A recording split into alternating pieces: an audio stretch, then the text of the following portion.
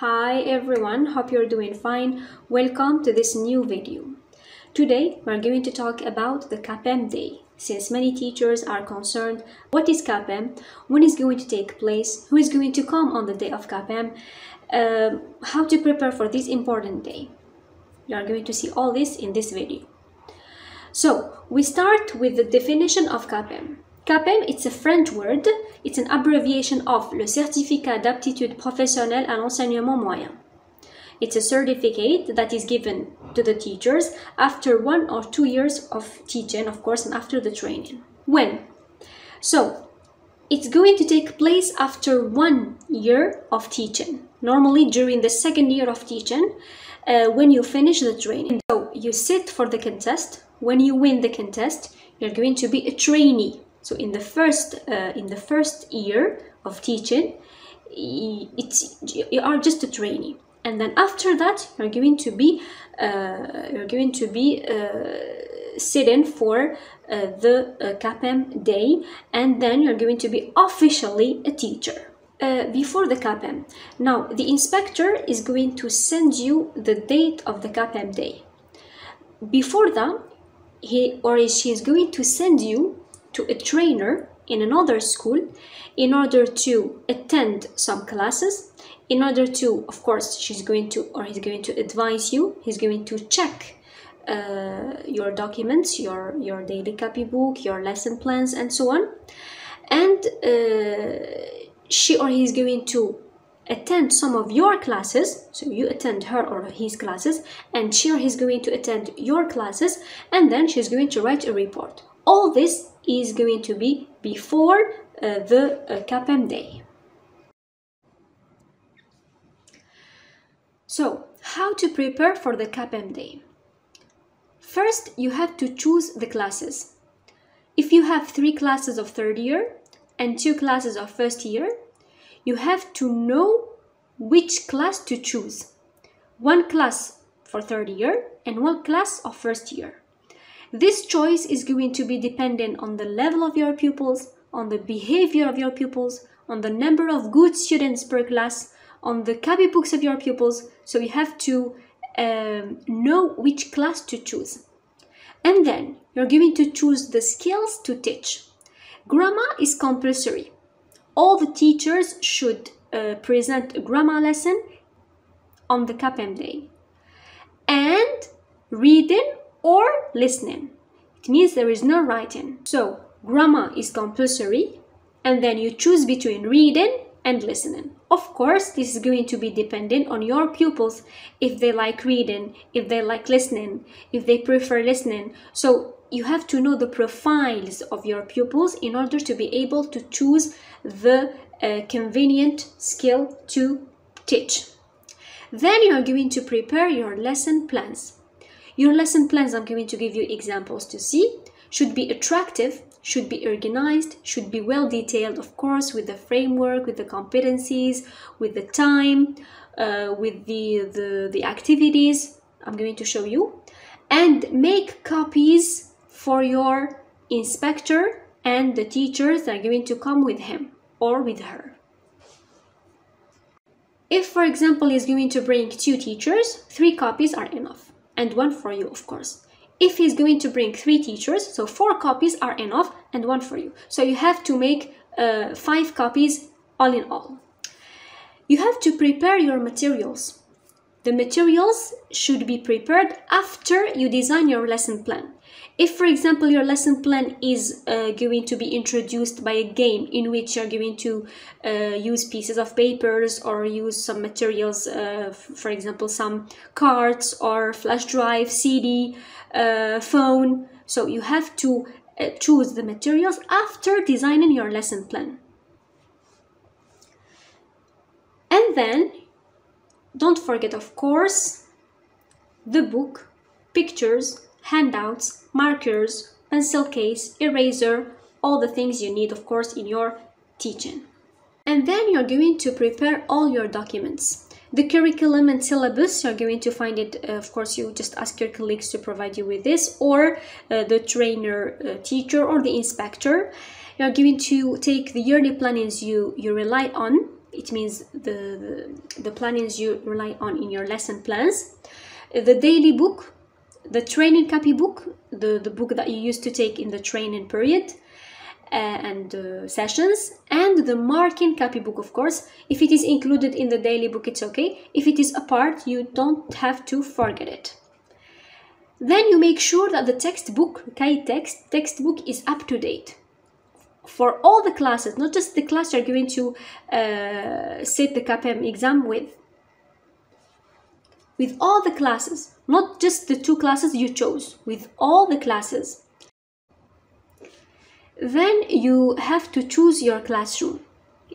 There is going to be only one classroom in which you teach the 2 levels, so you have to choose the right classroom, which is comfortable, in which you feel at ease, in maybe the one you got used to. So you have to know which classroom is suitable for you, and you have to tell your pupils that they are chosen for the capem day, and you have to correct their copybooks, of course, and you ask them to decorate their copybooks and rewrite the lessons if they are not well written, and to write the lessons which are missing. All this is important, of course, for your image.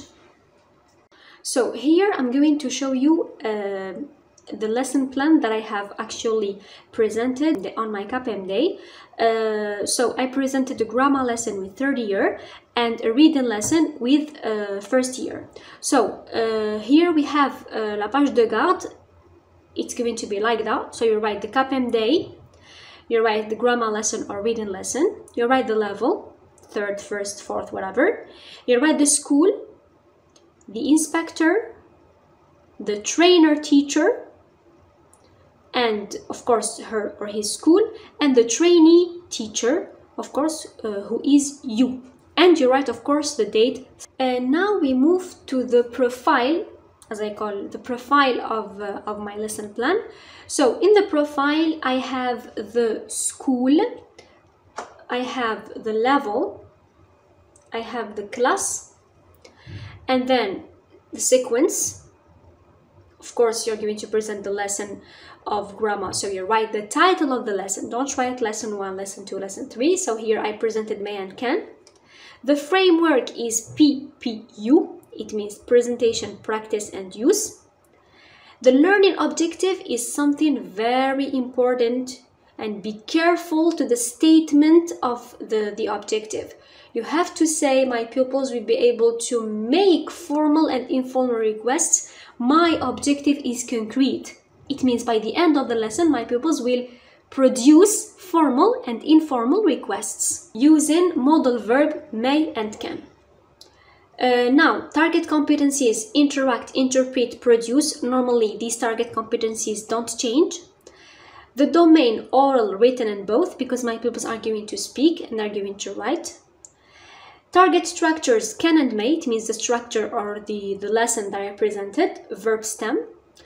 And cross-curricular competency, as I have already told you, I'm going to make a video for this part of lesson plan.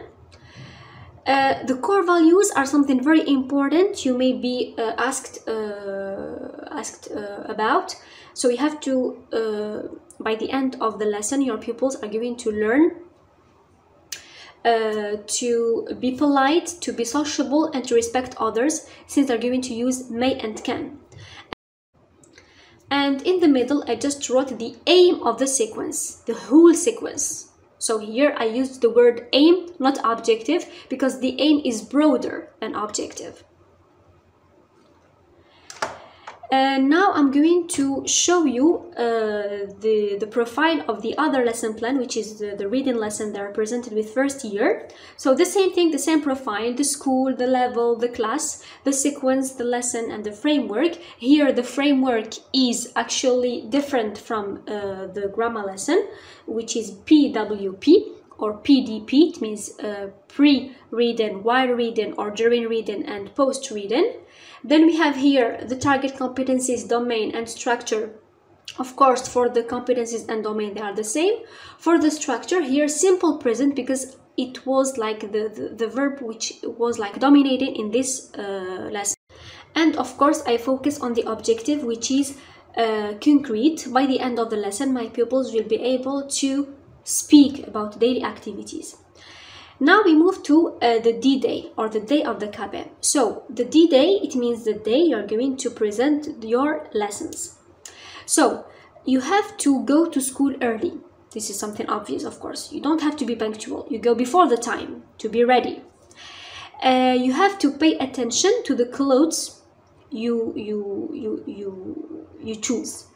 It should be like very classical, and it should be academic. It should be formal. And you have to put on a clean white pinafore, because your image is really important. And of course you have to, there should be a warm welcome of the inspector and the judges.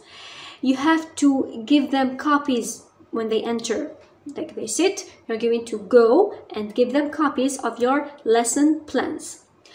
Of course you don't have to look at them. Just look at them at the moment you give them the lesson plans, and that's all. They're going to tell you good luck, that's all. Then you forget that they are there. And believe me, when you start your lesson, when you are involved, you're going to forget that there is a jury. You have to welcome, of course, your pupils as usual when you start your lesson.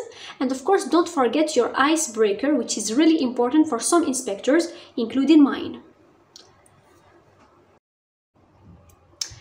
And of course, you have to smile with your pupils, you have to be close to your pupils, you have to move around the classroom, you have to be active, and you have to pay attention to time. You have to set time at each activity. Don't forget that, something very important. 5 minutes is 5 minutes, 3 minutes is 3 minutes. You have to rely on the pair work and the individual work, not group work, because they are going to waste time. You don't waste time writing on the board. Here, it's a very important remark.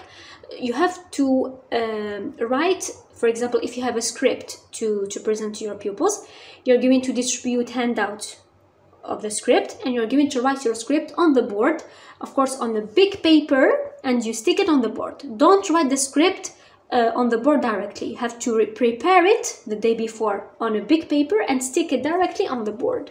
And work on it, of course. Something important while correcting your pupils, you have to use positive feedback. You have to use gestures. You have to use the eye contact with your pupils to make the jury feel that you are really, there is a harmony between your pupils and a good relationship. And you have to involve, as I said, all your pupils, and why not asking 1 or 2 pupils to come to the board and do the activities. Do not waste time, just ask 2 or 3 pupils maximum. Now, after the 2 sessions, after the grammar and the reading or listening session, the inspector and the judges are going to take some copy books, and they're going to take the textbooks, the K text, the lesson plans, all your lesson plans, and the daily copybook. And they're going to discuss, inspector, headmaster, maybe headmistress, and the teachers, and they're going to call you to give you the feedback. They're going to ask you questions about the class, about the lesson, about the documents, about the pupils' behavior, about the program, about the school legislation. Now it depends. Now it depends. Each inspector has his or her own way to manage this discussion, but I think that the most important thing for me is how to present the lesson. I know the documents are important, the curriculum is important, syllabus, yearly plan is, of course, they are important. They are the basis of teaching. But I think that on the day of the capem, the most important thing is the way you deliver the message to your pupils, is whether the objective has been actually reached or not, is the relationship between the teacher and the pupils, is the fluency of the teacher, is the handwriting of the teacher, is the way the teacher applies the framework letter by letter, like step by step. All this is important more than talking about documents or daily book or whatever. As I said, after this discussion, the inspector is going to give you a mark. Of course, for our case, we don't see the mark. For some cases, they can see their marks. Anyways, and he's going to write the report of the day. And of course, I advise all the teachers who are going to sit for the capem exam, just focus on the lesson you're going to present. Don't focus on copybooks, documents, daily copybook, I don't know. You have to focus on the lesson. How are you going to manage your class in that hour? You have to focus on the framework you're going to apply. You have to focus on the context you're going to create in this lesson. The contexts are very important, especially for grammar. There is something else I wanted to say. Don't use a ready-made lesson plan. Discuss with your colleagues, with experienced teachers, take ideas from internet, from Facebook, but don't use a ready-made lesson plan because you cannot present it perfectly. You have to, if you are not the one who designed the lesson plan, you cannot present it efficiently. It's impossible. So in order to succeed, you have to design your own lesson plan, your own ideas, your own activities in order to succeed. Thank you so much, my dear colleagues. I think that's all for today. We'll meet inshallah in another video. Take care of yourselves. Goodbye.